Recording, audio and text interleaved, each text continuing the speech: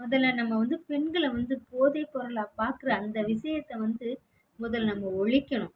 ஏன்னா, அவளும் வந்துட்டு உங்கள மாரி ஒரு பெண். அதாவது ஆண் ஒரு இனம், பெண் ஒரு இனம். அவ்வளவுதான். ஆணுக்காக பெண் படைக்கப்பட்டாள். பெண்ணுக்காக ஆண் படைக்கப்பட்டாங்க.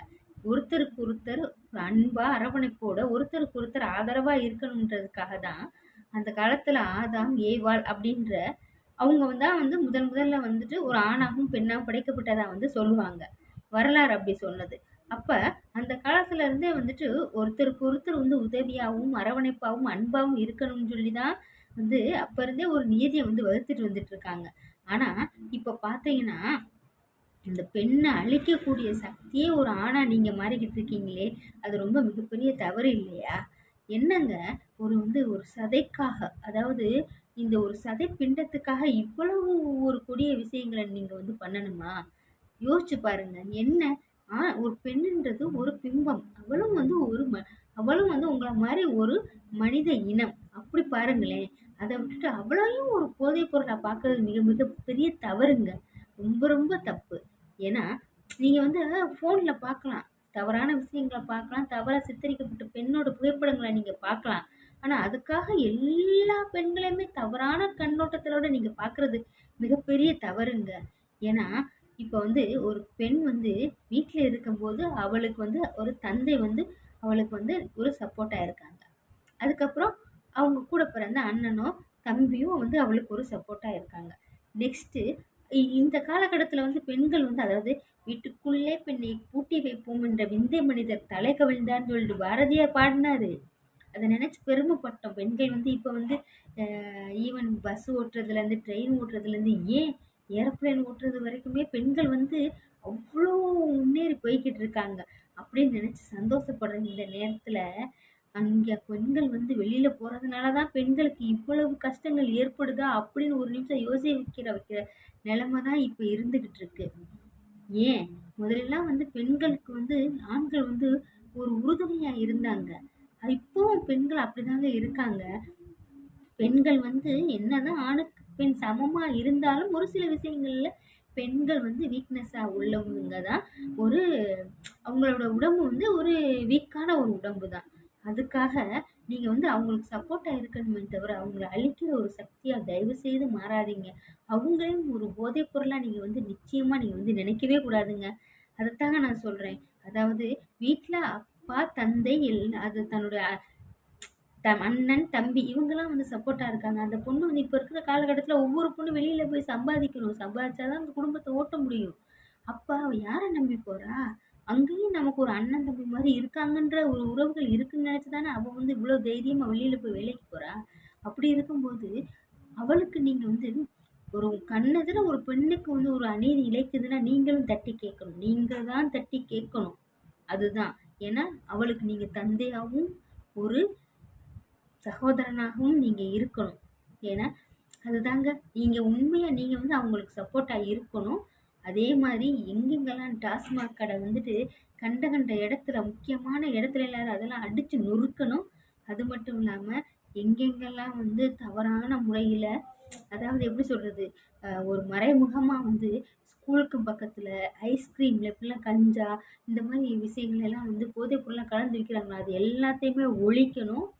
அதுக்கப்புறம் ஒவ்வொருத்தர்கிட்டயும் அதே முக்கியமா அதாவது ஆசிரியர்கள் தான் ஒரு குழந்தைக்கு வந்து தன்னை பெறாத ஒரு பெற்றோர்கள் மாரி அப்படின்னு நமக்கு வந்து நம்ம சொல்லிக் குடுத்து வளர்த்தாங்க. இப்ப பாருங்க, ஒரு ஆசிரியர்களே ஒரு குழந்தைய வந்து சீரழிச்சிருக்காங்க. இதுக்கெல்லாம் என்ன காரணம்? அவங்க ஆசிரியர்கள்ன்றதே அவங்கள மதிமயங்க செஞ்சது என்னது?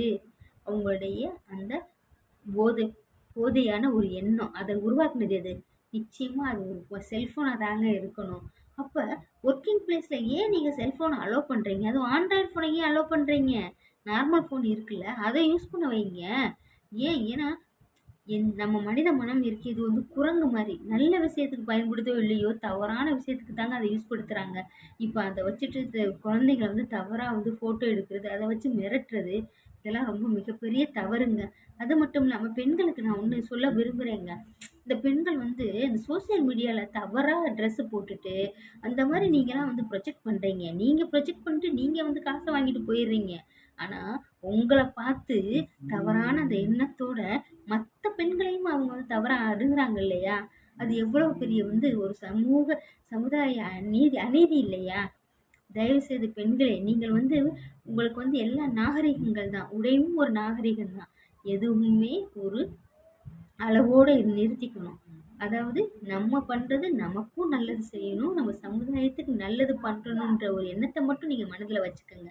அதே மாதிரி ஆண்களும் வந்துட்டு அத பெண்களை வந்து ஒரு சதைப்பிண்டமாகவும், ஒரு அழகு பொருளாகவும், ஒரு எப்படி சொல்றது, காம உணர்வுள்ள ஒரு பொருளாகவும் பார்க்குற ஒரு விஷயத்த தயவு செய்து நிறுத்துங்க.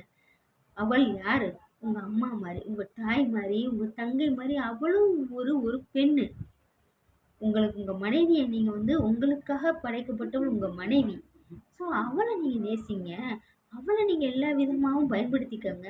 அதுக்காக ஊர்ல இருக்கிற குழந்தைங்கள எல்லாம் போய் சீரழிக்கிறீங்க.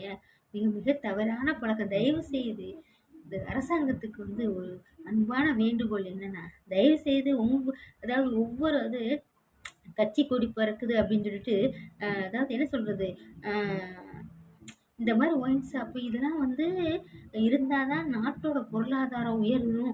அப்போ தான் கஜானாவில் வந்து பணம் போய் சேரும் அப்படின்னு நீங்கள் நினைக்கிறீங்க. பணம் நல்லா சேரும், ஆனால் ஒழுக்கம் அங்கே வந்து சீரழிஞ்சு போய் கிடக்குது. அங்கே வந்து எல்லா ஆண்களும் வந்து மயங்கி அந்த போதைன்ற ஒரு பொருளுக்கு ஒரு மோசமான ஒரு கொடியை அரக்கனால் அவங்க ஆட்கொண்டு அவங்க மயங்கி போய் திரியிறாங்க. இதுக்கெல்லாம் என்ன காரணம்? ஒவ்வொரு தெருவுக்கு டாஸ்மாக் இருக்குது, அதுதான் காரணம். தயவு செய்து வந்து சமுதாயம் வந்து எதுக்காக மக்கள் உங்களை தேர்ந்தெடுக்கிறாங்க? நீங்கள் நல்லபடியாக வந்துட்டு அதுக்காக மக்களுக்கு நீங்கள் நல்லபடியாக உதவியாக இருப்பீங்க, அவங்களுக்கு ஒரு பாதுகாப்பாக இருப்பீங்கன்றதுக்காக தான் மக்கள் உங்களை வந்து தேர்ந்தெடுக்கிறாங்க. அதனால தயவு செய்து நீங்கள் வந்து மேக்சிமம் முக்கியமான இடங்கள்ல இருக்கிற இந்த வந்து டாஸ்மாக் கடைகளை எல்லாம் அகற்றணும். தயவு செய்து நீக்கணும் நீங்கள். அதே மாதிரி ஒரு ஸ்கூல்லையோ ஒரு இண்டஸ்ட்ரியிலையோ முக்கியமான பிளேசஸ்ல எல்லாம் ஆண்ட்ராய்டு ஃபோனை யூஸ் பண்ணுறதை அவாய்ட் பண்ண வைக்கணும். அவங்களுக்கு நார்மல் ஃபோனை கொடுத்து அவங்கள யூஸ் பண்ண வைக்கணும். அது ஒரு முக்கியமான ஒரு விஷயம். அதே மாதிரி ஸ்கூலில் பக்கத்தில் எல்லா கண்ட இடத்துலலாம் குழந்தைங்களை சீரழிக்கிறது, பசங்களை சீரழிக்கிற வழி நடக்கிற இந்த போதைப் பொருட்களை எல்லாம் நீங்கள் அழிக்கணுங்க.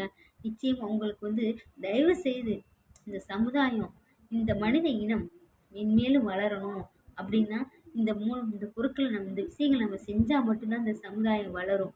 பெண்கள் நிச்சயமாக உங்களுக்கு ஈக்குவலாக பெண்கள் நல்லபடியாக வளரணும். நீங்கள் நெல்லுங்க. அவங்களுக்கு ஈக்குவலானவங்க தான் பெண்கள். அவங்க வந்து அவங்களும் நல்லபடியாக இருந்தால் தான் ஒவ்வொரு குடும்பமும் நல்லா இருக்கும். ஒவ்வொரு குடும்பமும் நல்லா இருந்தால் தான் அந்த சமுதாயம் வந்து ஒரு ஹெல்த்தியான சமுதாயமாக உருவாகும்.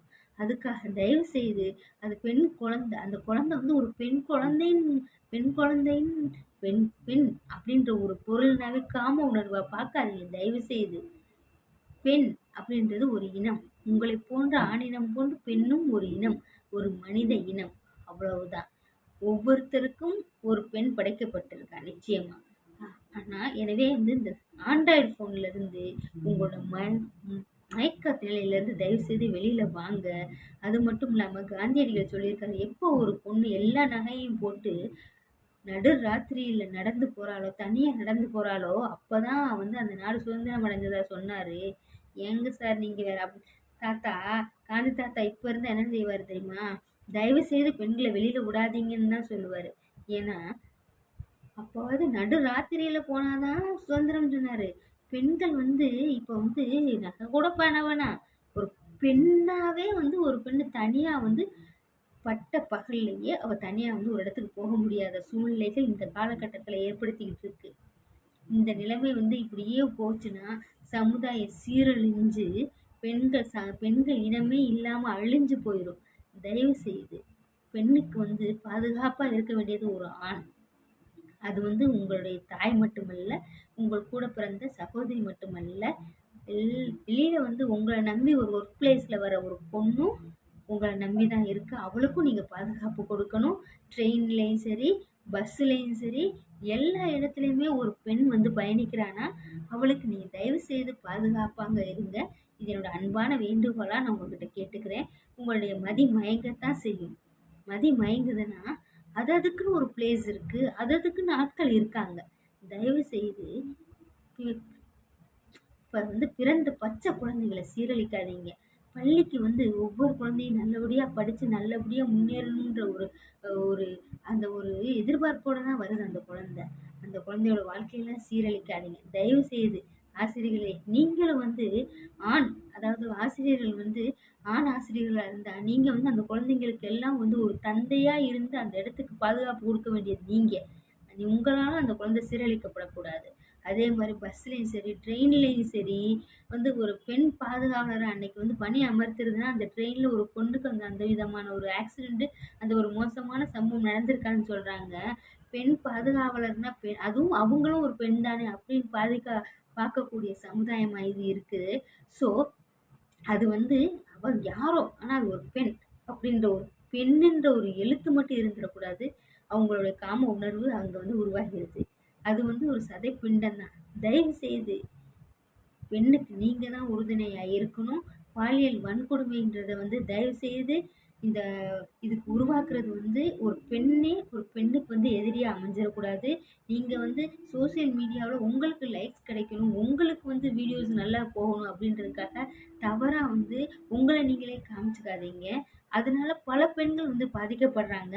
அதே மாதிரி ஒரு ஒரு பெண் குழந்தைக்கு வந்து ஒரு பெண் குழந்தைக்கோ ஒரு தவறான ஒரு விஷயம் நடந்துச்சுன்னா உடனே வந்து எமர்ஜென்சியாக காண்டாக்ட் பண்ணுறது அளவுக்கு ஒரு எமர்ஜென்சி நம்பரை இந்த அரசாங்கம் கொடுக்கணும். அந்த அந்த 24 ஹவர்ஸ், அதாவது 24x12 அப்படின்னு சொல்லுவாங்க. 7 அந்த அதாவது எல்லா நாட்களுமே அது 24 மணி நேரமுமே அது வந்து இயங்கிக்கிட்டே இருக்கணும். அந்த குழந்தைக்கு அது எந்த டைமிங்காக இருந்தாலும் சரி, அது நடு ராத்திரியில் 12 மணியாக இருந்தாலும் சரி, பட்டப்பகல் 12 மணியாக இருந்தாலும் சரி, ஒரு குழந்தை வந்து எமர்ஜென்சின்னு அந்த நம்பரை அழைச்சா அந்த குழந்தைக்கு உதவுறதுக்கு அந்த இடத்துல போய் அந்த பாதுகாப்பு தரக்கூடிய அந்த டீம் போய் இருக்கணும். நிச்சயமாக கொஞ்ச நாளைக்கு உங்களுடைய கவனத்திலையும் இந்த பெண் குழந்தைகளை நீங்கள் வந்து பாதுகாக்க வேண்டியது இந்த அரசின் கடமையாகவும் இருக்குது. தயவுசெய்து இதை என்னோட வேண்டுகோளால் மட்டும் எடுத்துக்கங்க. பெண்ணை வந்து ஒரு பெண்ணாக பாருங்க. அவங்கள வந்து தவறான நோக்கத்தில் பார்க்காதீங்க ப்ளீஸ்.